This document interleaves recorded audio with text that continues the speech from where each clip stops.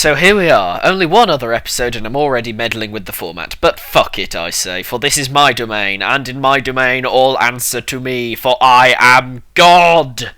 Also, that YouTube channel that do all the lore videos, Lore I think was their name, haven't done this one, and noticing a gap in the market, I've pounced like an ineffectual tiger hidden in a roadside rhododendron, incapacitating some poor bugger on their morning commute. So, Bionicle. Bionicle is a long-running franchise created and curated by LEGO, who cancelled it in 2010 due to a loss of commercial viability, which is fine, although my shithead 14-year-old brain refused to see so at the time, and replaced it with some cheap imitation rather than leaving it to die a noble death, something which is altogether less fine. I'm fine with dying, but if on my deathbed someone tells me that I'm being replaced with a silicon replica with 5 catchphrases, I will haunt the fuck out of them. Bionicle had humble beginnings, being launched off the back of the failure of 2 other toy ranges, namely the Throwbots and the Robo Riders, both of which presumably flopped due to their terrible names.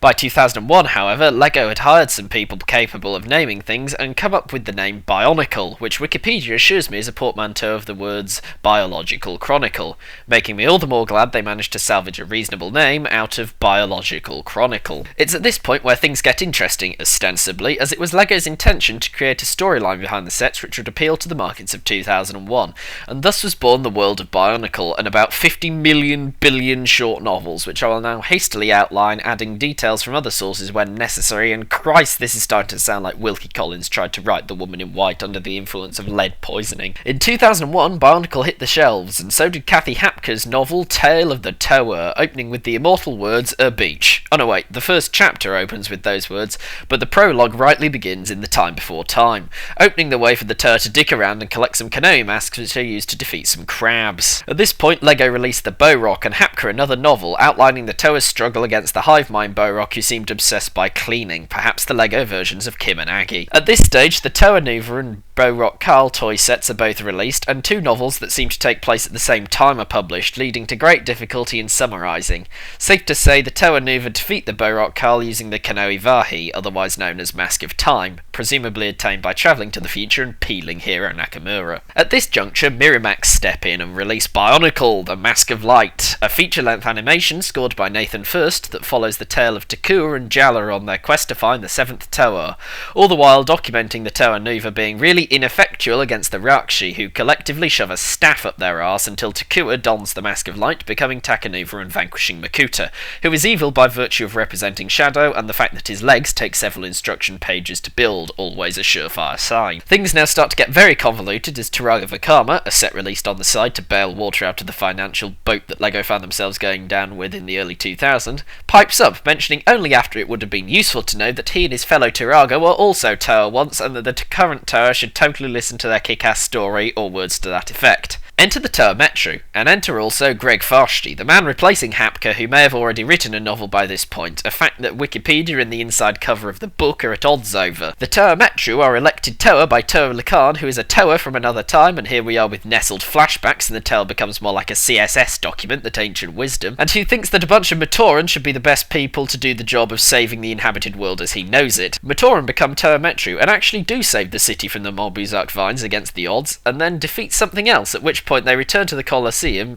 expecting to be decorated as heroes, and are instead branded imposters by Makuta, who is as prolific as the novels he features in at this stage, impersonating Turaga du jour, Duma. Around this time, Bionicle 2 Legends of Metru Nui picks up, and my novel collection gets a touch patchy. Long story short, the Toa Metru eventually defeat Makuta, discovering the real Duma, finding Likard, now in Turaga form, evading pursuit of the world's most useless bounty hunters, crafting the aforementioned Mask of Time, and realising who they really are in the process. The film is then content to show the Toa Metru becoming Turaga as they free the Matoran from enslavement, something I forgot to mention earlier, but fuck it. However, the canon would not let itself be so easily resolved, and actually inserts a whole new arc in the time between the Toa Metru leaving Metru Nui for Mata Nui, the island, with the first batch of imprisoned Matoran, and them finally doing some unity shit and setting the whole lot of them free. Enter the Hordika, who are actually the Toa Metru, only ugly by virtue of spiders. The Hordika achieve very little but to kill some bounty hunters who defected ejected from their union because they wanted more paid holiday or something,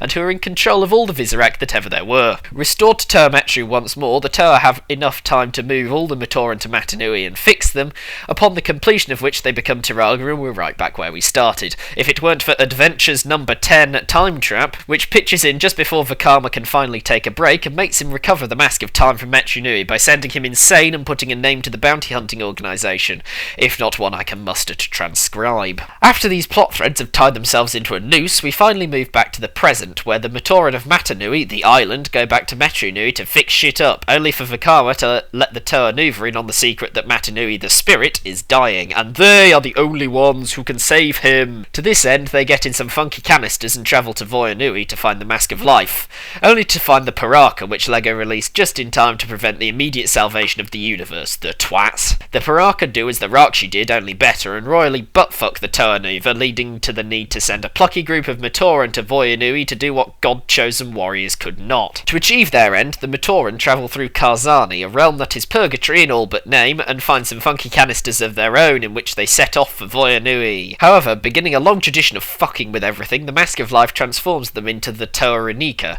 who are powerful enough to defeat the Paraka and finally find the Mask of Life, only to discover it's welded to the head of a maniac who is in turn welded to a giant spider, whose legs absolutely sweep the complexity stakes. Thankfully, the mask takes a fancy to the Toa Hordika of Ice and does some pretty crazy shit, but not crazy enough to let poor Matoro just fix things, for the mask decides it needs to have a swim and immediately dives into the sea off Voya Nui, but not before transforming the Inika into the Toa Mahri so that they can follow and meet the Baraki, bastards du jour, who are terrorising Rapture. But never mind that, everybody sing along because Makuta's back! This time he thinks the Toa have a pretty tip-top idea in saving the universe, because that way he can carry on being a sadist for all eternity. Over the course of a few novels, Makuta succeeds in doing something insidious and non-specific, and the Toa Mahri save Mata Nui, the spirit, from the brink of death by throwing an island at his heart and killing Matoro, or something. In the act of dying for his people, Matoro saves the other Mahri and does something that allows the Toa Nuva to talk to Ataka, who is not technically God but might as well be. Ataka gives the Nuva some bullshit armour which sends them to where Matoro died to go get the Mask of Life and use it on Mata Nui, which has worked so far, so what the hell, am I right? And now LEGO shakes up the formula by releasing 3 good guys and 3 bad guys per set, and thus the Fantoka are born. In this new and innovative period, the 3 Toa Nuva present have a fight with the 3 bad guys, and the Mask of Life makes itself a Toa from scratch, immediately becoming the most efficient thing in the world as it is now able to just kill things by thinking roughly as hard as one would about a cryptic crossword. Meanwhile, the 3 other Toa Nuva are having a punch-up with the 3 other bad guys, who we are at some point told are actually all Makuta, and that Makuta is more of a family name, and that the artist formerly known as Makuta is actually called Teridax. This doesn't matter though, as no sooner have we learned all this than the Toa gain entry to the Codex, where Mata Nui's heart is kept, and fix things as the Toa of Life sacrifices himself. Throughout all of this, Takanuva has been making his way to the place where all this has been happening, and arrived just in time to maybe do 2 significant things, then turn right back round again. With Mata Nui revived, it is revealed that all life up to this point has been happening within Mata Nui, the spirit's body,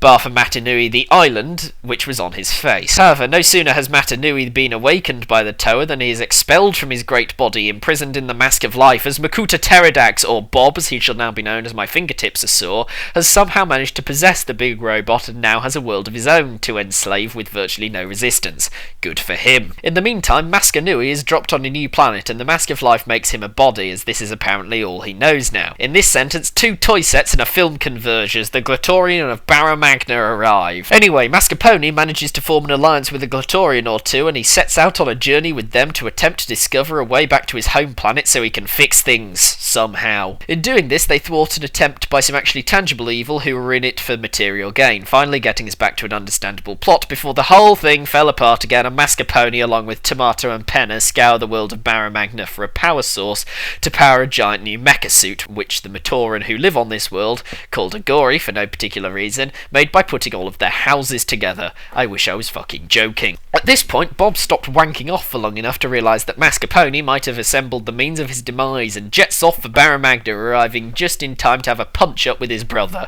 because apparently they're brothers. This punch-up lasted long enough for LEGO to realise a dip into the red on the Bionicle sets, so they released a final run of 6 particularly terrible sets to round the whole thing out. The characters that these sets depicted essentially managed to make Bob stub his toe, giving Mascarpone the chance to score a killing blow by slamming a planet into Bob's head, thus ending the tale of Bionicle Bionicle and allowing everyone to live on the planet of Barra Magna, now Spherus Magna because of the whole planet head-smashing business, for just long enough for Vashti to write some alternate universe fiction before immediately stopping. And so ends the tale of one of LEGO's most successful franchises, leaving us with the parting message of unity, duty, and destiny, whatever that means. No matter though, gathered friends, for this is the way of the Bionicle.